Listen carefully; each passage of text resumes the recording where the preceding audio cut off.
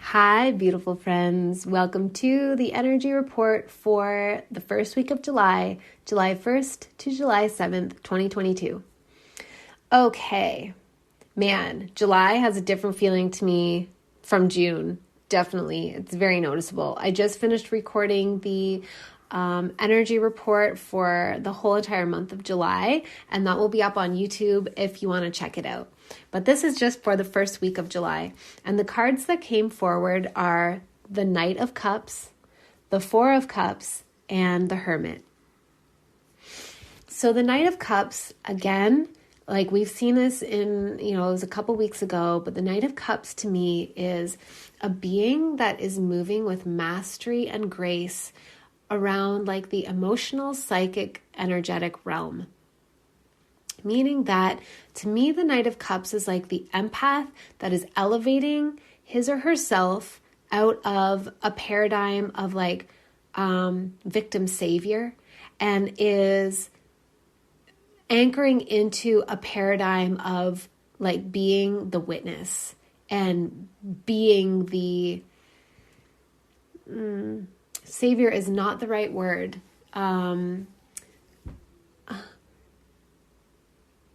Being like a path, being like a door. So it's kind of like, it's no surprise to me that this has come up because I'm still seeing so many memes, so many things about the Roe versus Wade stuff. And, like I say in my July video, I don't foresee that these super ultra triggering events in the public domain are going to slow down. We're just going to see them amping up more and more.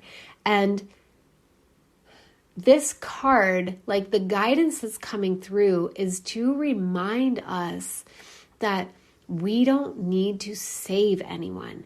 That in order for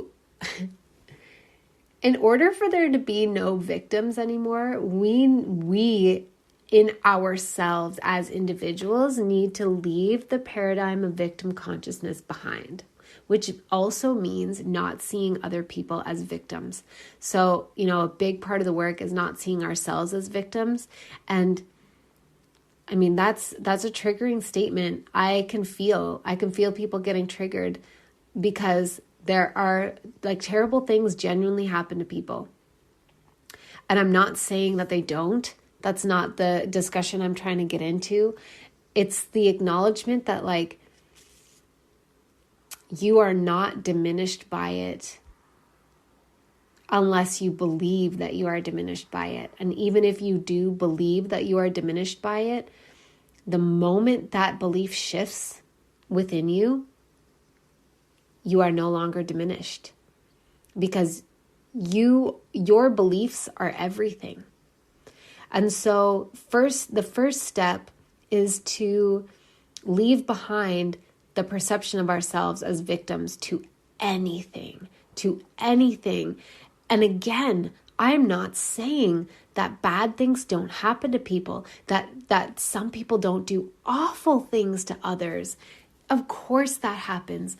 I'm saying that whatever comes your way, you can fucking handle it. You can handle it. And that doesn't mean that's going to be easy. And that doesn't mean it's not going to be like potentially wildly mind-numbingly painful. It's just that you can handle it because you're not a victim, because, things happen in this realm. Things happen and things are not always sunshine and rainbows and butterflies. And yet, are you diminished by it? Or are you enhanced by it? You can choose that everything that you experience ultimately enhances you. You can choose that. And that's not spiritual bypassing, because you're not going to get to that enhancement by trying to skip all of the, all the feelings that come up with the hard things that we go through. The enhancement comes by our willingness to be deeply present with whatever we are experiencing, whether it feels good, whether it feels bad, or whether it feels neutral. And then when we've kind of like gotten to this place of mastery and acceptance within ourselves, where we have separated ourselves from the paradigm of victim consciousness, then the next step for many of us as empaths is to recognize that also nobody else is a victim, and we don't need to save anybody. And we actually don't even need to change anything.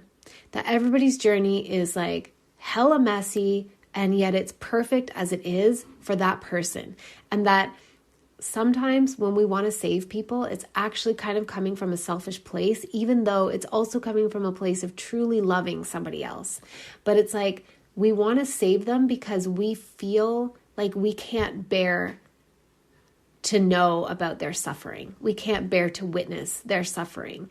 Knowing that they are suffering is so excruciating that we need to fix it. But, you know, suffering is richly fertile soil for growth and expansion. And that being said, I don't believe that anybody needs to suffer. That's kind of an intense word. But like, you know, what we perceive as suffering, it has so much, it is like soil. It's like, it's soil that has been, it is full of nutrients. There is so much growth material there. So much.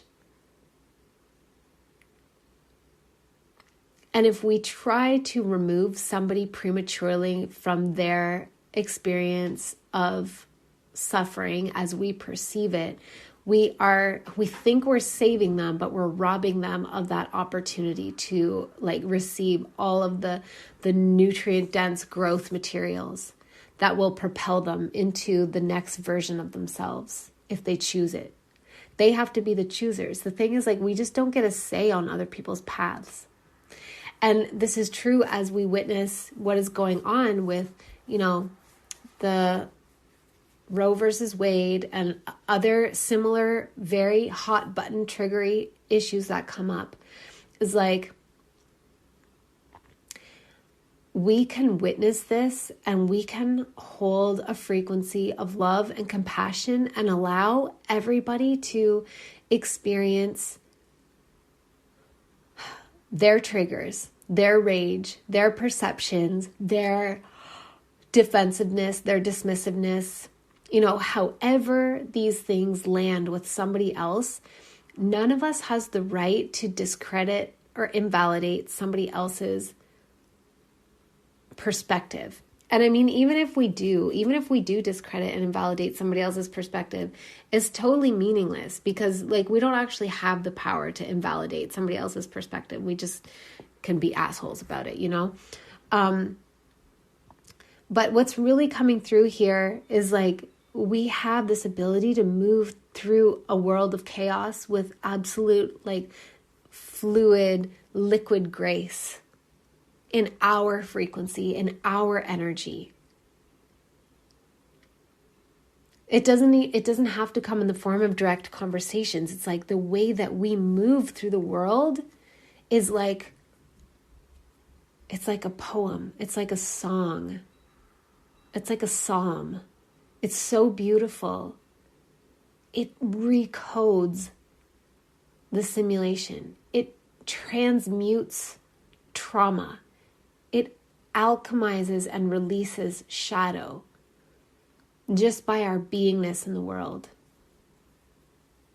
We don't need to fix anyone or fix anything or convince anyone that they're wrong or relieve anyone of their suffering. We just need to move through the world in a way that emanates absolute like grace and compassion and unconditional love. And then it's followed up by the Four of Cups, which is a minor arcana card. So this is like, it's kind of like small potatoes, but it's important and relevant guidance for this week. And the Four of Cups, as I understand it, is like taking a pause to take inventory of how we feel about the life that we've created so far.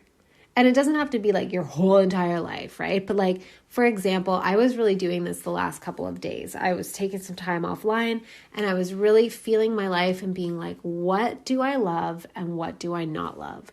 And instead of trying to move forward and keep manifesting the things that I've been manifesting, it's like just pause and just feel into what you have right now and what wants to be tweaked from there. They're often micro adjustments of just, and not saying yes to something new until you've done this. Not trying to start something new. And this doesn't have to last all week. I don't know. It'll probably be like just a day or two for everybody. But it's like we just need to chill out for a minute, tune in, turn inwards, tune in to our own feelings. And the operative word is feelings. So it's not like looking at a checklist from a cerebral place of like, well, I have a house, I have a vehicle, I have a career, I have so much in my bank, I have a hobby that I really love, I'm in a relationship that I'm, like it's all those things, but it's like, okay, how do I feel about my house? How do I feel about my vehicle? How do I feel about my career?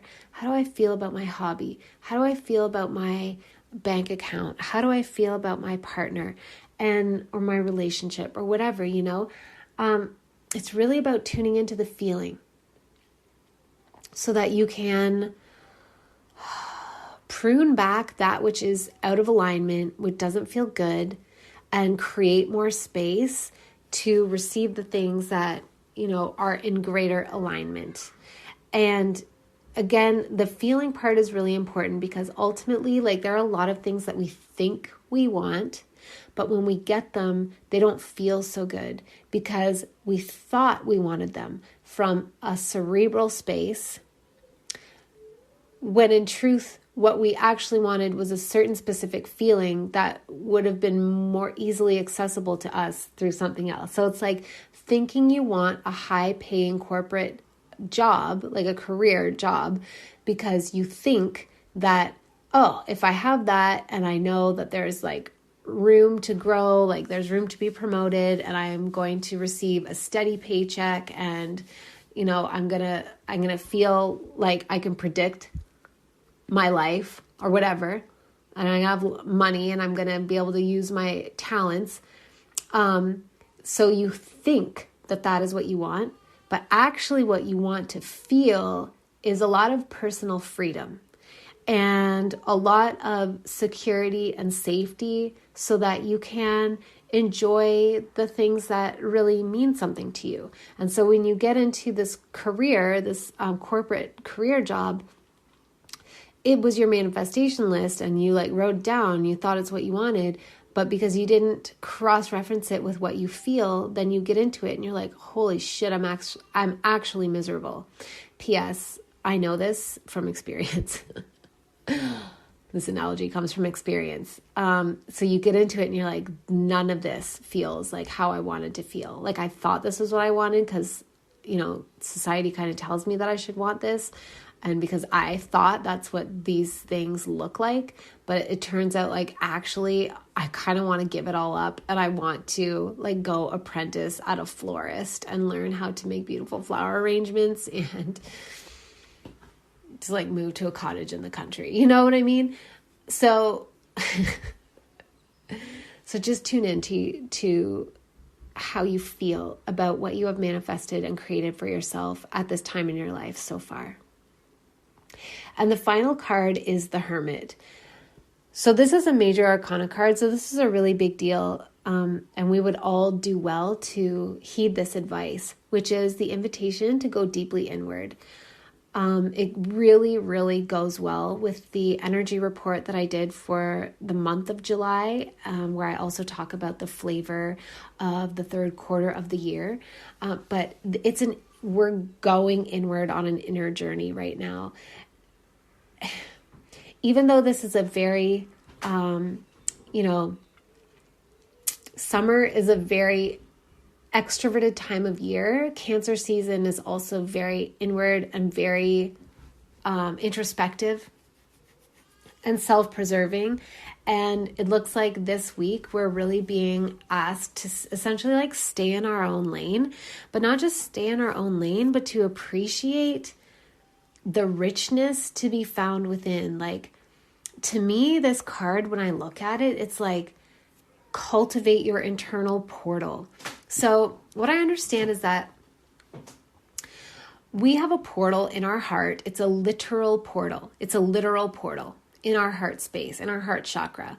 So not necessarily in the physical organ of our heart, but in that energy center. And the physical organ of our heart is a manifestation of that energy center. Anyway, we have this portal that when we can like really shift our consciousness so that it is operating from the heart space as its like chief seat, you know, like its throne.